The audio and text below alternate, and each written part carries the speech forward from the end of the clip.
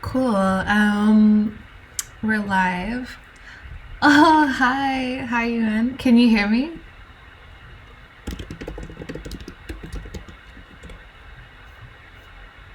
Um, yeah, so welcome to my very first live stream ever.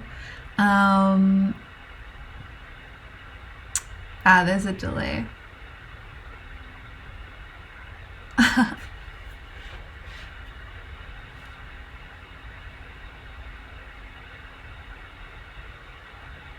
Okay.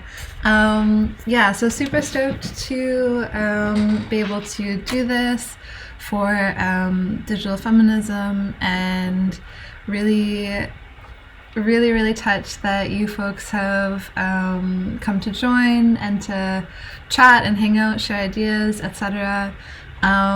So with this, I wanted to talk about a topic that I've thought a lot about, spoken a bit about, and made a talk about in the past, and it's called IRL and like times URL. So I'm just going to play that first, and then I'm going to go briefly into a couple of key points.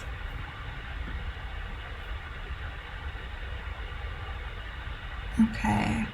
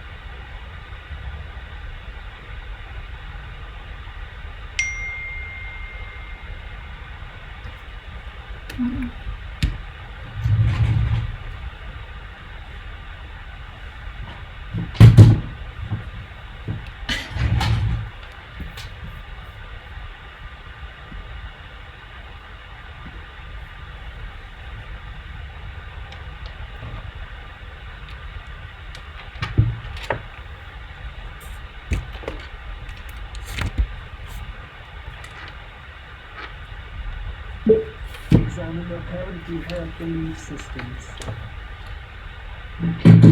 There have always been systems of control, social, political, and economic.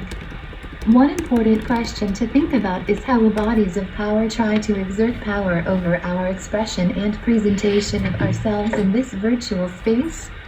If we look at Instagram, we can already see a huge shift in art and self-representation. Instagram has its own autonomous censorship policies which dictate what is allowed and not allowed on the platform. The problem is that this space limits the spectrum of identification and exploration allowed with self-expression and with art. One example are nipples. with specifically femme and non-binary nipples being banned. It is targeting certain demographics and censoring them more. This is blatantly femmephobia. Some would say, just don't use the platform. The problem with this is that Instagram has almost become too big to fail. Many artists and creatives use this platform as their portfolio and to get work.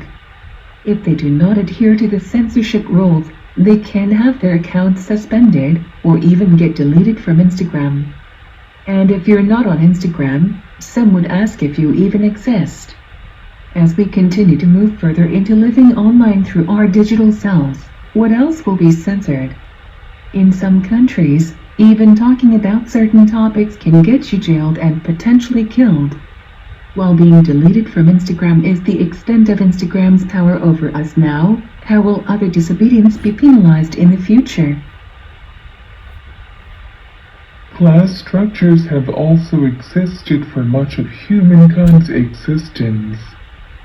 They are a huge part of power dynamics today and will continue to the virtual world. Within many virtual spaces, those willing to invest real money have access to different characters, clothing, spaces, and other items. More importantly, what will virtual healthcare look like in the future? And how will virtual education continue to evolve?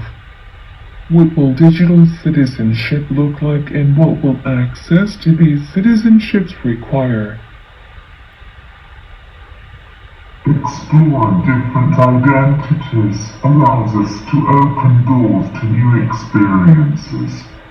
It allows people to more easily explore gender identity in a different and somehow more immediate way. By allowing people to more easily present themselves as they wish in that moment to themselves and others around them, we're able to unlock new gateways to empathy and relate to each other in ways that were harder to access before.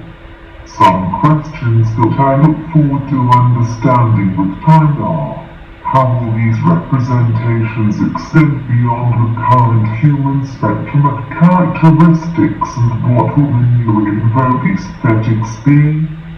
What will tastemakers look like? We can only wait and see.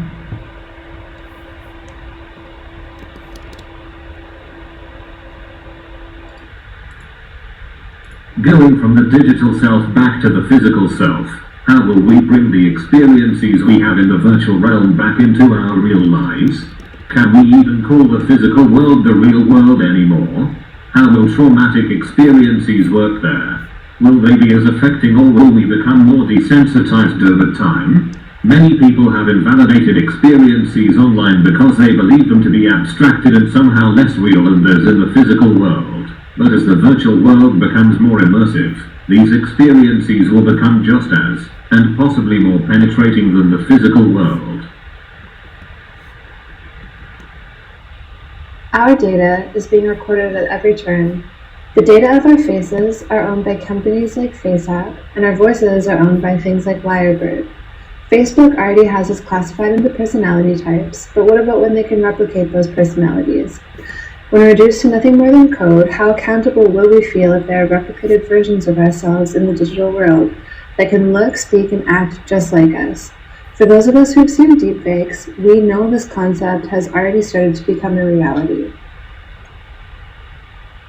In short, there are so many things we cannot predict at this point because we're encountering situations that we don't currently have answers to. Living more fully through our virtual selves gives us an opportunity to explore experiences, empathy, and self-discovery more than ever before. We do need to stay vigilant of the inevitable that corporations will try to take advantage of us and exert their own systems of control within these environments.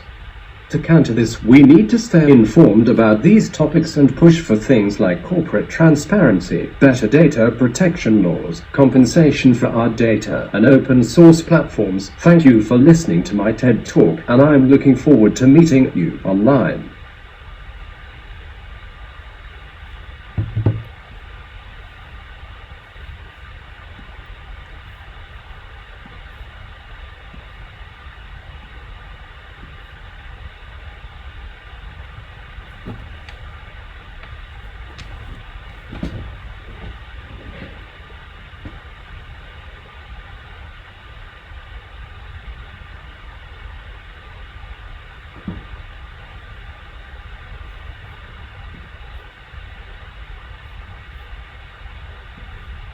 Okay. Learned this fun trick today. Okay, so next. Talking a little bit more about censorship. And again, let me know if there are any problems in the chat. But yeah, I mean, obviously Facebook and Instagram owned by the same company, but two of the most prevalent platforms that we use. And the fact that the censorship is this, set of arbitrary rules governed by, this corporation that's oftentimes just, going through the motions of blanketing certain things like nipples, or even censoring certain types of speech. Like, I know the other day a lot of friends had things censored with coronavirus, and anyone who's criticizing the government or the handling of the governmental policies with coronavirus were having their posts taken down. And this is scary, I mean, obviously some things should be censored when it comes to like hate speech, neo-Nazi kind of behavior, blatant racism, but when it extends into criticizing policy and stuff like that, it gets into really scary territory. I did want to talk about my friend Eiley briefly.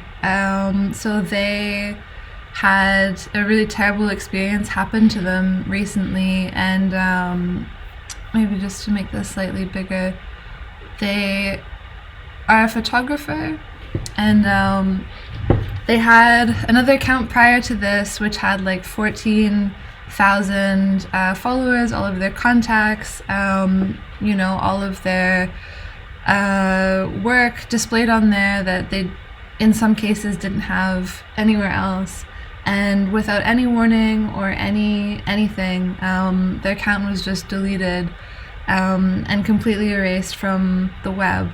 No one could access it, no one could they were not able to access any of the messages, any of the contacts again, and this is super detrimental for creatives.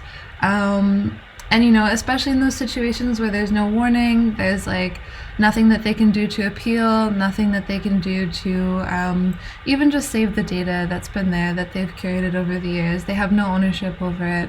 That's when it starts to become a little bit scary. So they've started a new account, which is here. But I think it's just something to be cautious of, and something that we should all think about when we're having these platforms that we rely on so heavily, because we really don't have control over the content that's on there. To move on briefly, representation in data sets. So yeah, this is just like a very general graph, but representation in data sets is extremely important.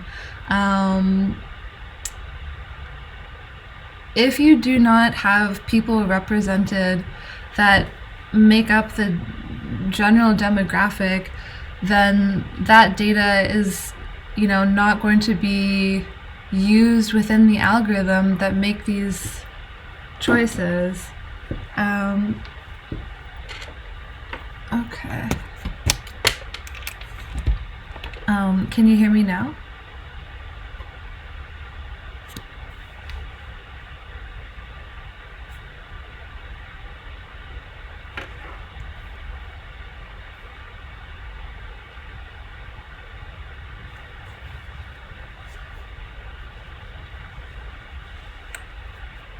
Okay.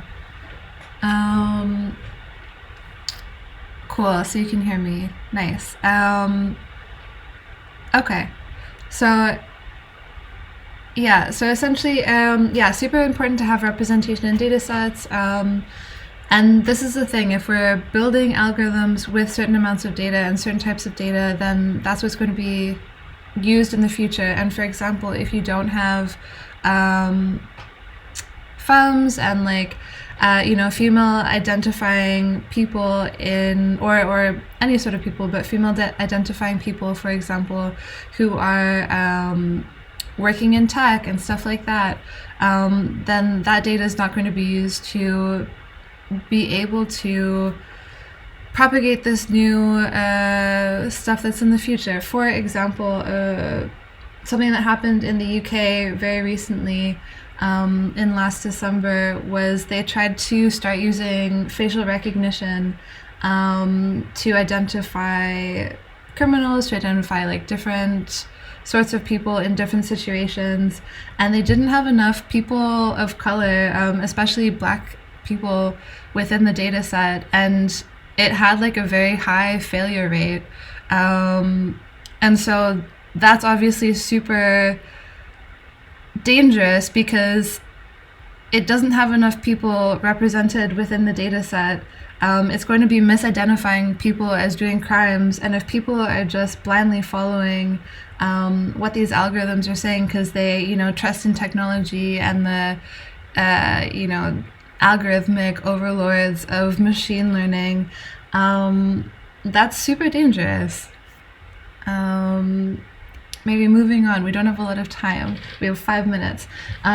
Staying indoors, so obviously everything that's happened in recent times with Corona has really changed what we can and can't do in our daily lives, and we have to migrate onto digital platforms and into the digital realm in a different way.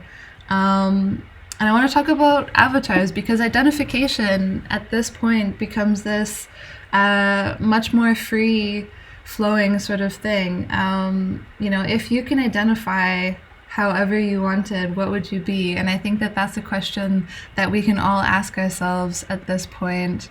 We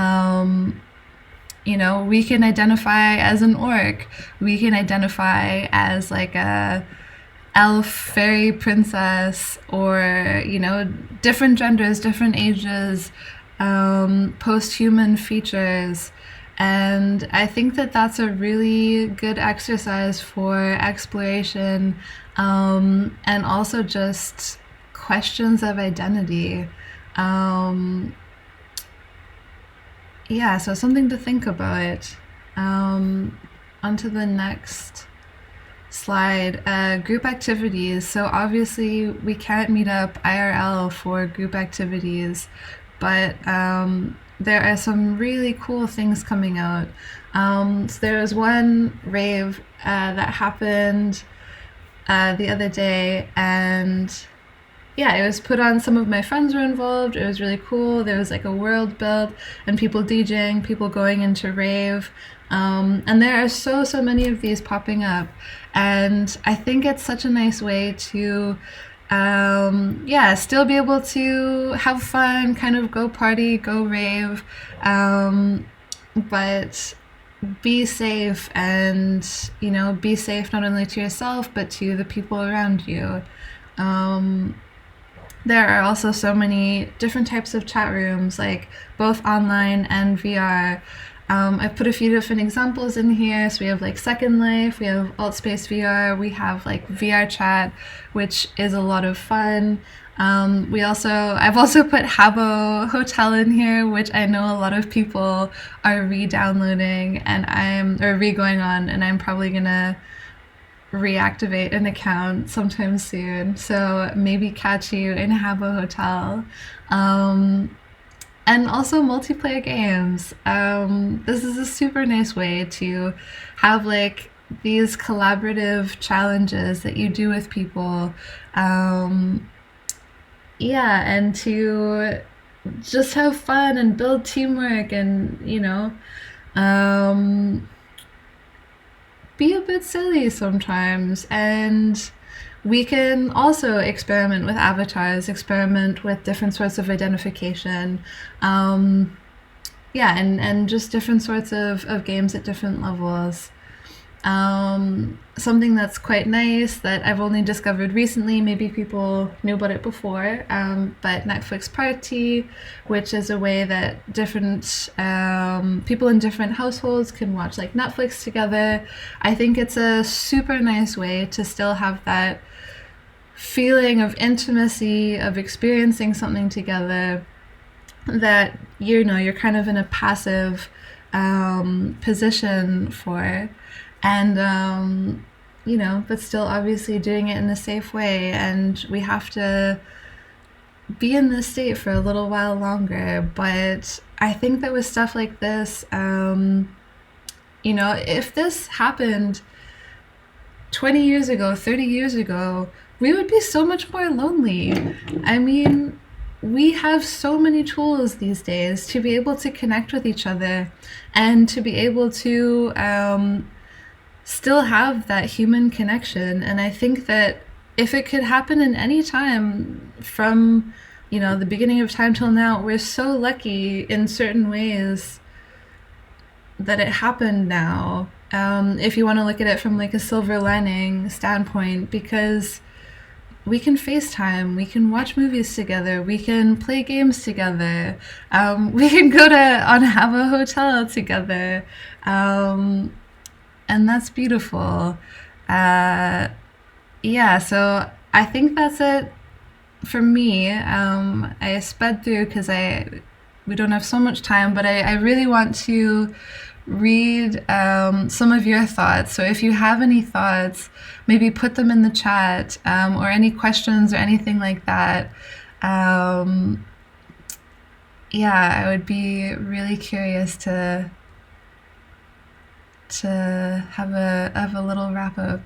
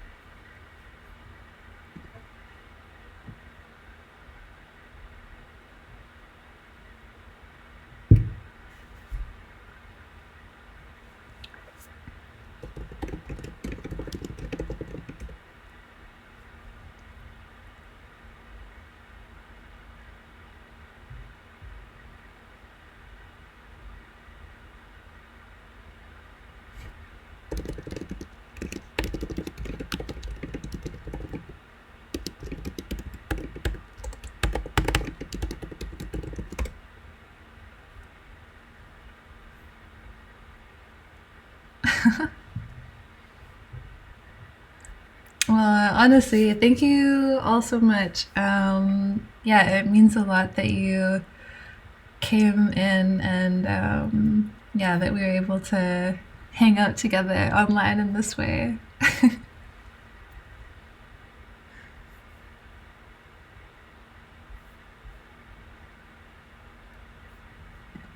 Okay. Okay, I think my time is up, but ooh, how can we substitute intimate human contact, and what is the future of that? So I can't, I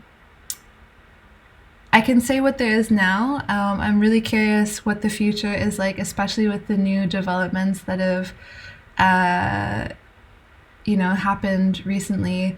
But for example, with VR, there are actually devices, like kind of a second skin that you can put on right now, just parts of your hand, but it simulates, yeah, touch within VR when it's like coded in to feel like touch.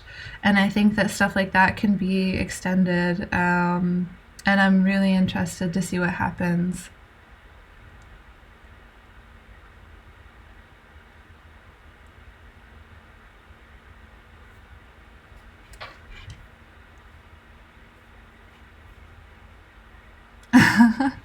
I'm just gonna eat some chips or something, yeah.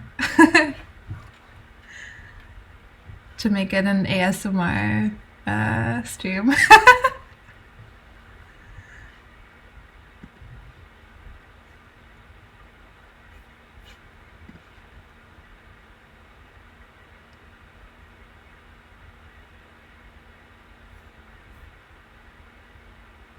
Okay. I'm gonna end it. Okay, I'm gonna end it now because the next group has to come on. But thank you so much for joining. Yeah, this was really special and really lovely. And yeah, maybe I'll set up my next ASMR live stream later. Okay, bye.